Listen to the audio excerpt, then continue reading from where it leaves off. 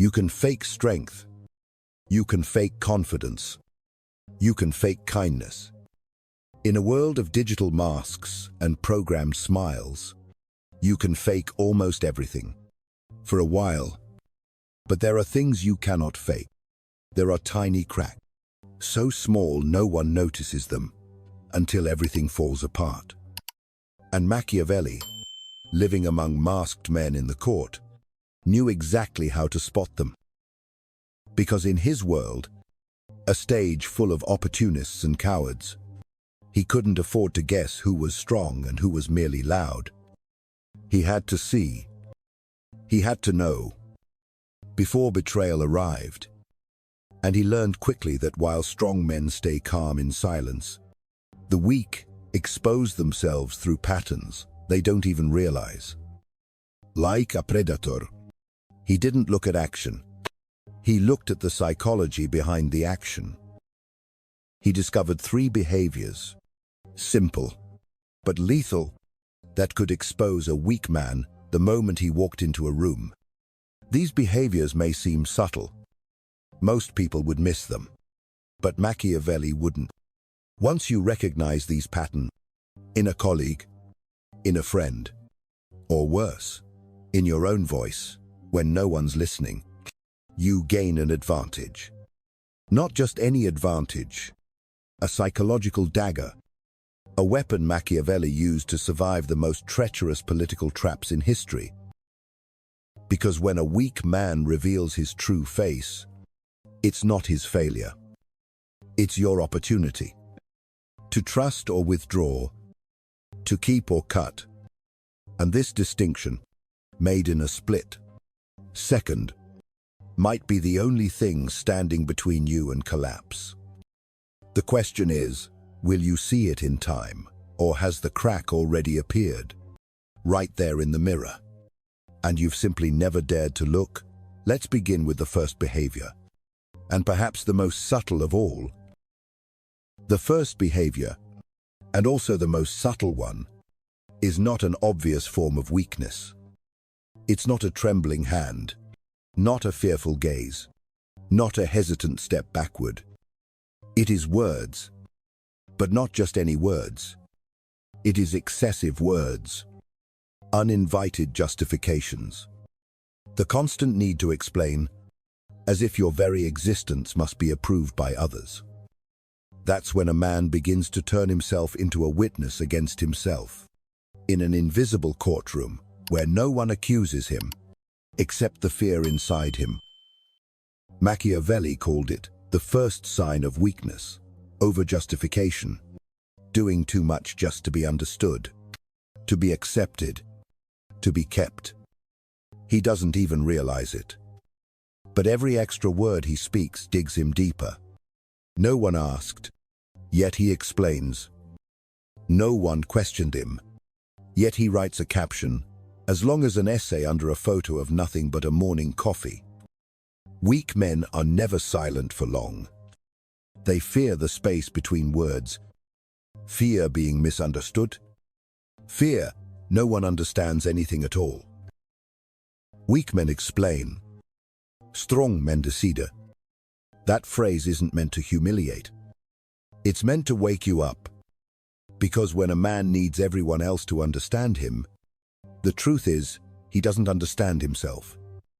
He writes apology, emails like confessionals, trying to prove it was an accident, that he meant no harm, that everything would make sense if people would just listen. But no one really listens. And he knows that, so he says more, as if layering more words could shield him from the feeling of becoming invisible. Machiavelli saw this kind of man everywhere in the court. Men in silk, talking more than kings, bowing low to explain every small action just to stay in someone else's gaze. And he knew this wasn't loyalty. It was insecurity dressed in ceremony. They didn't speak to communicate. They spoke to ask permission. They didn't make statements to assert. They pleaded for presence. The more they talked, the more they revealed one thing: power didn't reside within them.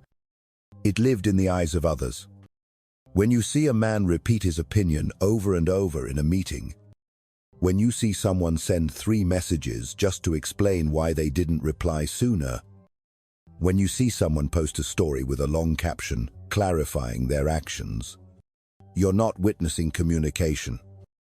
You're watching someone afraid of being erased from the social map. He's afraid he's not clear enough to be kept, not understandable enough to be loved. And the brutal truth is, the more effort he puts in, the more he gets dismissed. Machiavelli never argued to be understood. He made decision and let silence do the rest. Because he knew anyone can manipulate with words, but very few dare to let their actions stand alone in quiet. In a world where everyone is explaining, the one who says nothing is the most dangerous in the room. His silence is not the absence of words. It's a statement beyond language. A man with real strength doesn't need to convince anyone. He acts and lets his presence alone tell others there is a reason, but they're not entitled to know it. And you? What about you? When was the last time you talked too much? When was the last time you hit send on a 3-paragraph message just because you were afraid they'd misunderstand you? When was the last time you justified something simply because you didn't want anyone to feel let down? Face this. Modern men don't justify because they're logical. They justify because they're afraid. Afraid of being misunderstood. Afraid of being judged wrongly. Afraid they no longer belong. And that's the tragedy. They want to be accepted. But the more they speak, the less weight their words carry. In the real world, a man isn't remembered for what he explained. He's remembered for what he never had to say. The justifications, the messages, the explanatory comments, they're all echoes of an untrained ego. And Machiavelli knew, real power isn't in the reason. It's in the ability to live without needing permission. When you stop explaining, something strange happens. People begin to listen. Not because they understand you, but because they can't predict what you'll do next. And that's when you gain power. Not because you won the debate, but because you refused to play the game at all. But if the maze of overjustification is a prison of fear, then the second behavior is an even subtler trap, a form of disguise many mistake for virtue. Welcome to the poisoned chalice of niceness.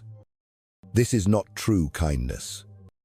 This is the appeasement reflex, a survival strategy, a way to avoid, a way to not confront.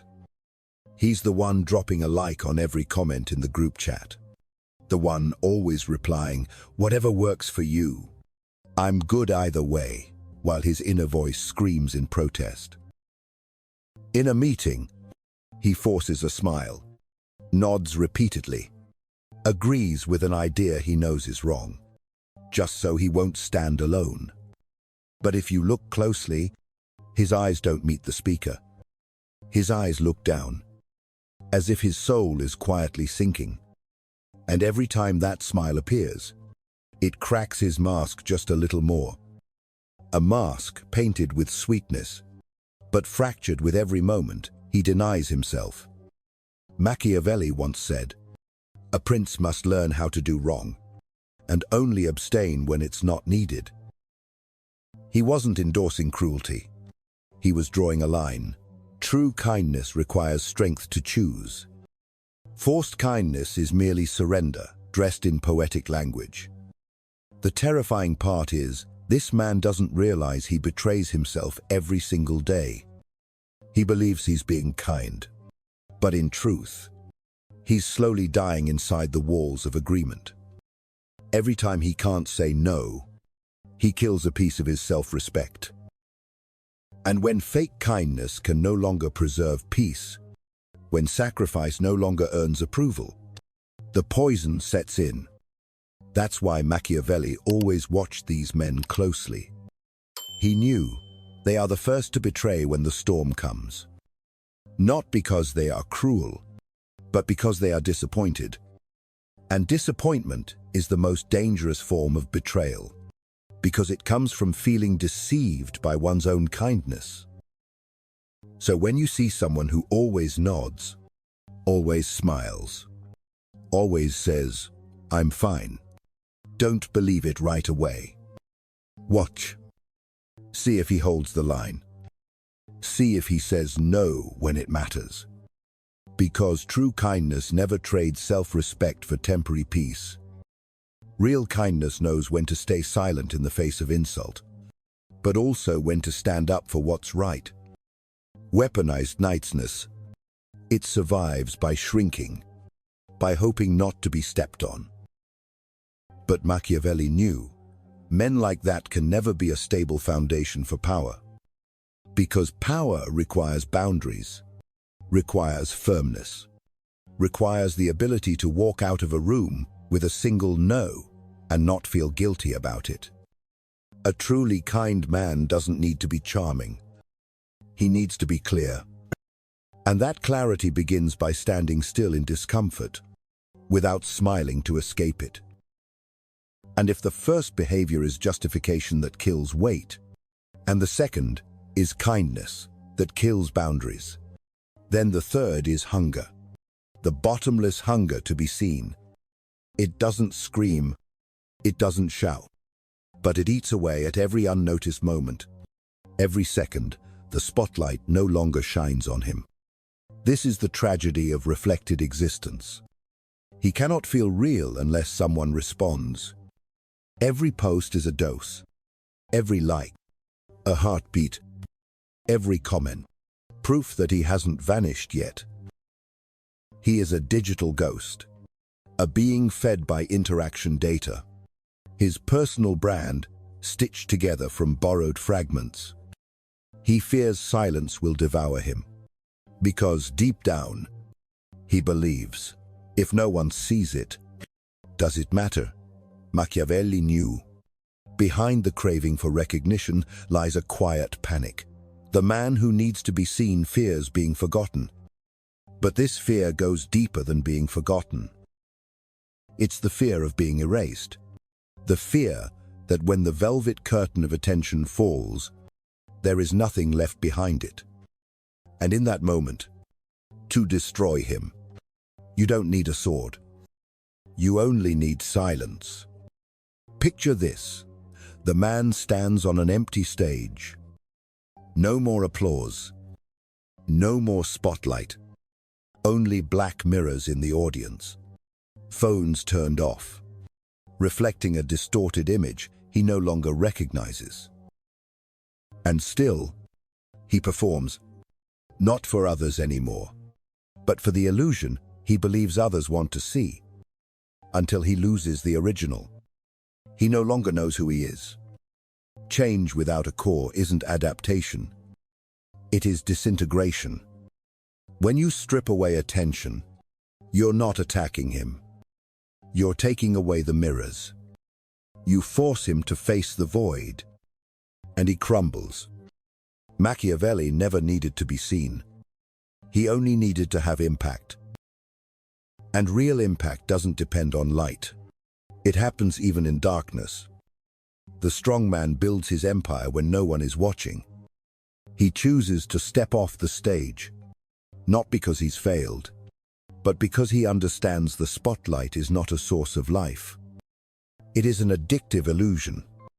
Real power is the ability to disappear and still remain, to stay rooted without an audience, to live a deep life without applause. So when you see a man who always needs to appear, always needs to speak, always needs to be mentioned, don't envy him too quickly. Ask yourself, if he's no longer seen, what's left of him? Or will he vanish, like a spotlight cast into nothingness? Beautiful, but empty. Silence is not failure. It is the ultimate test of inner power. And only those who do not need to be seen cannot be erased. And this is where the ordinary observers stop.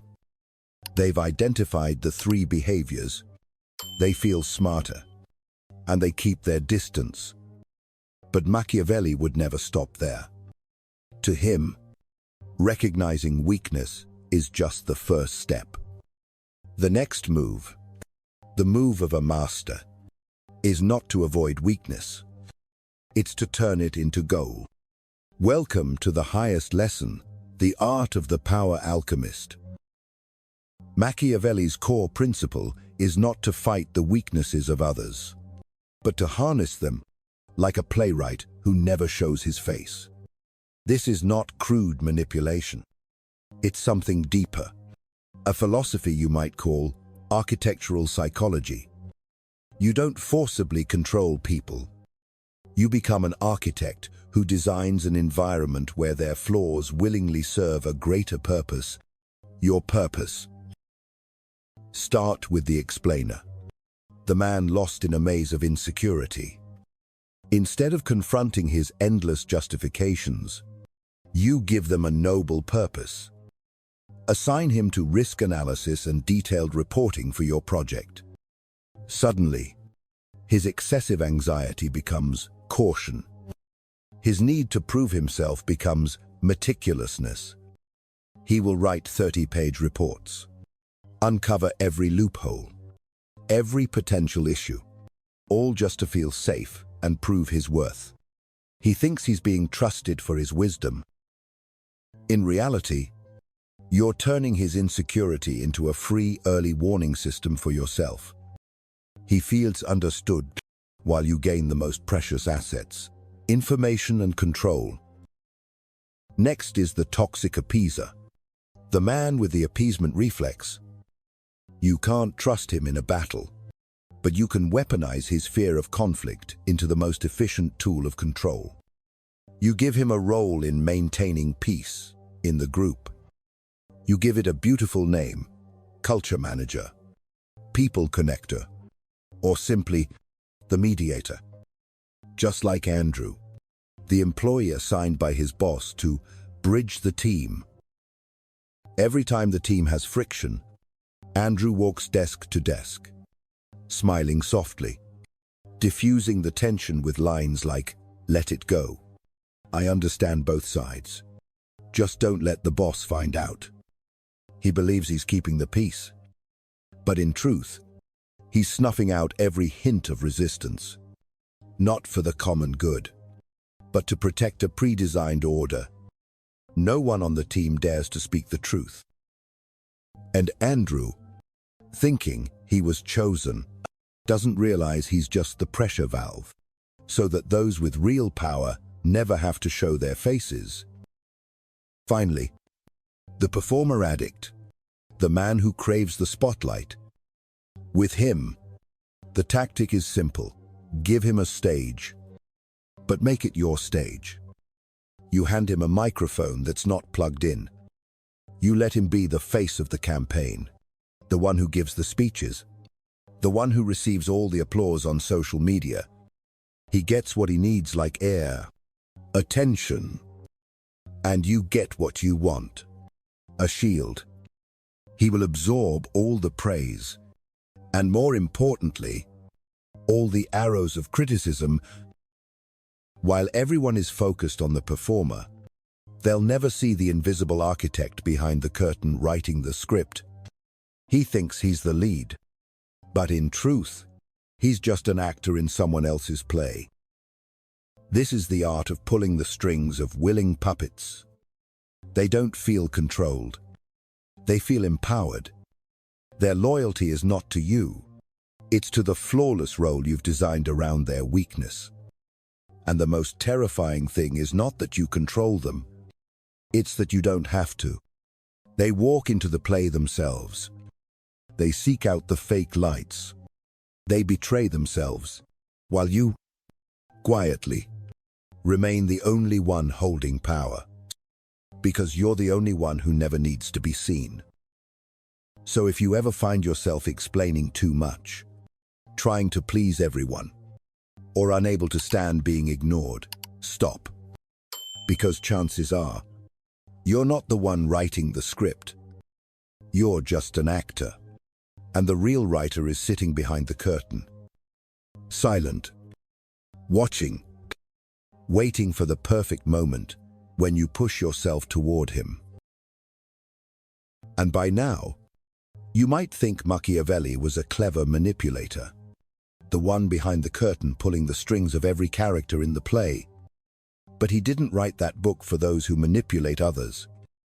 He wrote it for those who want to escape the weakness within themselves.